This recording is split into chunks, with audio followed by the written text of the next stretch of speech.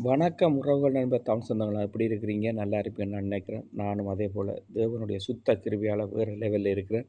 காலையிலேயே எழும்பி எங்களுடைய விடிய வேலையிடத்துக்கு வரும்பொழுது ஜெப வீடு சுவிசேஷ திருச்சபையாரோடு ஜெபிக்க தேவன் ஒரு நாளும் கொடுக்குற கிருப தேவக்காக தேவனுக்கு கூடான கொடி சோத்திரம்.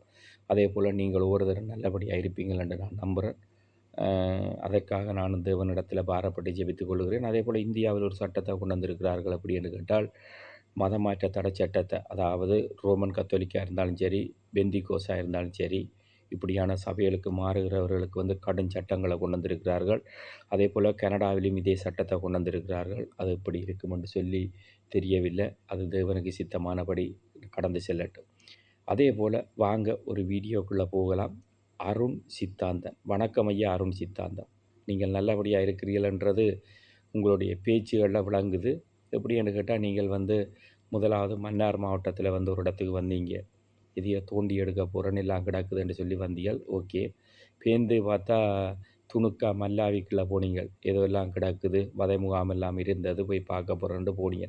நீங்களும் இப்போ ஒரு குறிப்பிட்ட காலமாக உங்களுடைய நடவடிக்கைகள் எல்லாம் எங்களுடைய தமிழ் மக்களுக்கு எதிரான காரியங்களை செய்து கொண்டிருக்கிறீர்கள். அதுவும் ஜாழ் மண்ணில் இருந்து கொண்டு செய்து கொண்டிருக்கிறீர்கள். எங்களுக்கென்று சொல்லி ஒரு தானே தலைவனை தந்த ஒரு மண்ணில் இருந்து நீங்கள் இப்படியான காரியங்களை செய்கிறதை முற்றுமுழுதாக நீங்கள் நிறுத்தப்பட வேண்டும் என்று சொல்லி நாங்கள் விருப்பப்படுகிறோம். ஆனால் நீங்கள் ஒவ்வொருத்தரோடும் உங்களுடைய உரையாடல்கள் நீங்கள் உண்மையிலேயே அதில் நீங்கள் நிதானமாகத்தான் பேசுகிறீர்கள். அதில் எந்த மாற்று கருத்துன்னு சொல்கிறதுக்கு இல்லை. அதே நேரத்தில் நீங்கள் எங்களுடைய தலைவரை குறித்து வீணான அவதூறுகளை பரப்பி கொண்டிருக்கிறீர்கள். அதுகளை நீங்கள் முற்றுமுழுதாக நிறுத்த வேண்டும். உங்களுடைய அலப்பறைகளை கொஞ்சம் அடக்கி வாசிக்க வேண்டும். அதே போல் யாழ்ப்பாணம் மாநகராட்சி எடுத்துக்கொண்டீர்கள் என்று சொன்னால், Martin road, temple road, David road, Patrick's பெரிய கோயில், இது ரோமர் கத்தோலிக்கத்துக்கு சார்பானவர்கள், கிறிஸ்தவர்களுக்கு சார்பான இடமாகவும், அதே மாதிரி யாழ்ப்பாணம் நல்லூர் இந்து பாரம்பரியத்துக்கு உரியவர்களுடைய ஆலயமாகவும் ரெண்டும் பிரசித்தியான இடம். அது யாழ் மாநகராட்சிக்குள்ளே இருக்குது. நீங்கள் அந்த நல்லூரையும் ஒரு கட்டத்தில் அவதூறான காரியங்களை செய்ய வேண்டும் என்று சொல்லி பேசியிருந்தீர்கள். அதை கூட எங்களுடைய மக்கள் உங்களுக்கு சில பாடங்கள் போற்றியிருந்தார்கள். ஆனால் நீங்கள் அதிலிருந்தும் வெளியே வரவில்லை. மீண்டும் நீங்கள் இப்படியான காரியங்களை நிறுத்த வேண்டும். நீங்கள் நினைக்கிறீர்கள் உங்களுடைய துணைவியாருடைய அப்பா மாத்திரம்தான் இந்த போரில் இறந்திருக்கிறாரா என்று சொல்லி நினைக்கிறீர்கள். இல்லை, ஏறக்குறைய ஏகப்பட்ட மக்களும் ஏகப்பட்ட போராளிகளும் மாவீரர் ஆகியிருக்கிறார்கள்.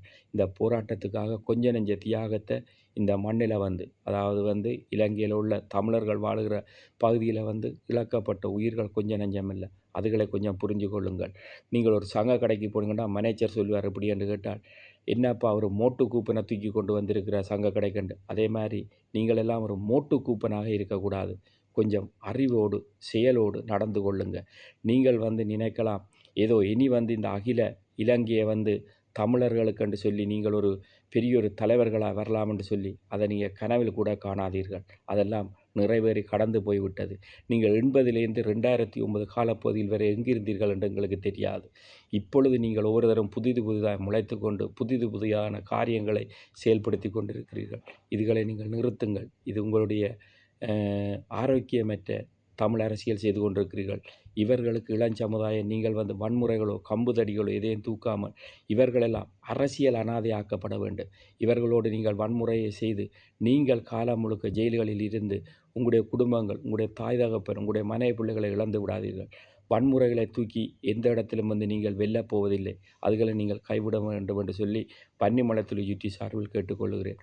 அதே போல் நீங்கள் அருண் சித்தார்த்தன் சொல்லுகிறீர்கள் ஒருவரோடு கதைக்கும் போது கிளாஸ் எடுக்க போகிறேன். என்ன வைன் கிளாஸ் எடுக்க போகிறீர்களா இல்லது பியர் கிளாஸ் எடுக்க போகிறீர்களா? நீங்கள் கதைப்பதுகளை எல்லாம் கொஞ்சம் நிதானமாக பேசுங்கள்.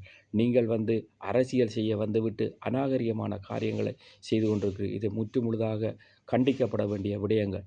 இன்று உங்களுக்கு நடந்து கொண்டிருக்கிற விடயங்களை நீங்கள் பார்த்திருப்பீர்கள். ஒவ்வொரு இடத்திலும் நீங்கள் முகம் குனிந்து செல்லக்கூடிய விடயத்தில் மக்கள் உங்களுக்கு செய்து கொண்டிருக்கிறார்கள். முழுமையாக நீங்கள் இதிலிருந்து வெளியே ஏதேனும் ஒரு தமிழ் ஆரோக்கியமான அரசியல் செய்ய விருப்பப்பட்டால் செய்யுங்கள். அதுவும் உங்களுடைய ஜாழ் மண்ணில் இருந்து கொண்டு எவ்வளவோ காரியங்களை செய்த இடத்தில் இருந்து கொண்டு இப்படி நீங்கள் பேசி கொண்டிருப்பது மிக மிக தவறாக இருக்கிறது. அதே போல் அடுத்த கட்டத்துக்கு வருவோம். அடுத்த கட்டம் எப்படி என்று கேட்டால், இன்றைக்கு இலங்கை முழுக்களும் ஒரு நல்ல ஒரு ஆட்சி நல்லபடியாக ஓடிக்கொண்டிருக்கிறது. அது நல்லபடியாக அமைய தேவன் கிருபை செய்வார். இந்த வீடியோ நீங்கள் பகிருங்கள். அதே போல் நான் என்ன சொல்லுகிறேன் என்று சொன்னால், இப்படியான அரசியல்வாதிகள் அனைவரும் ஓரங்கட்டப்பட வேண்டும். இவர்களெல்லாம் அரசியல் களத்துக்குள்ளே வராதபடி இவர்கள் எல்லாரையும் வெளியேற்றப்பட வேண்டும். நல்ல அரசியல், நல்ல ஆரோக்கியமுள்ள அரசியல் செய்யக்கூடிய புதிதான ஆட்களை மக்கள் தேர்வு செய்து பாராளுமன்றத்துக்கு அனுப்பி எங்களுடைய வடக்கு கிழக்கு மாகாணங்கள் எல்லாத்திலும் தமிழ் மக்களுக்கு நல்லொரு ஆரோக்கியமான அரசியலை கொடுத்து அங்குள்ள மக்களுடைய வறுமைகள், கஷ்டங்கள், துன்பங்கள், துயரங்கள்லாம் நீங்கி மக்கள் சந்தோஷமாகவும் நிம்மதியாகவும் சுயேட்சத்தோடும் வாழ வேண்டும் என்பது என்னுடைய விருப்பமல்ல. என்னோடு கூடியிருக்கிற என்னுடைய நட்பு வட்டாரங்கள் இந்த வன்னிமலைத்துளி யூடியூப்பில் சார்பாக நாங்கள் கேட்டுக்கொள்கிறோம். இனிவரும் நாட்கள் ஒவ்வொன்றும் நீங்கள் நல்லபடியாக ஒவ்வொரு காரியத்திலும் இலங்கை அரசாங்கம் கடந்து கொண்டிருக்கும் என்று சொல்லி நாங்கள் நம்புகிறோம்.